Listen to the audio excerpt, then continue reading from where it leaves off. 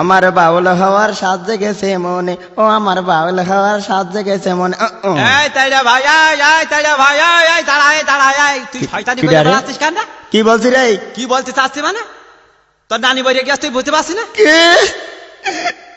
আমার নানি বেড়ে গিয়েছে, তা কেউ কাঁদছে? কেউ কাঁদছে না মানে?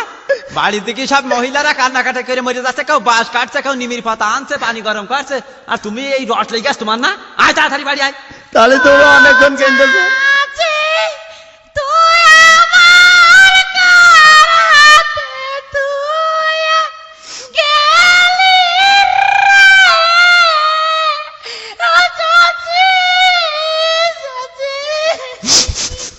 আমার খালা আমার বড় ছেলের কাছে শুনো ছিল রে,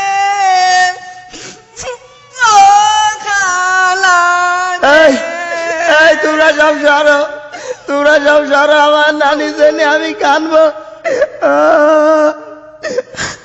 তাই তো এভাবে কানলি কেউ তো শুনতে পাবে না, আমার মাই কানতে হবে, নাই তো এই পাড়া তো এই পাড়ায় কান্দার আওয়াজ হবে না। একটা মাই কানি। ও নানি আঙুলের মাথায় চুন জড়িয়ে হেঁটে বেড়াইতো গো, ও আমার নানি, ও নানি আমার নানা তুই কনে কনে যেত রে, ওই আমার নানি, আমার নানি মরে গেল রে, আমার নানার তুই।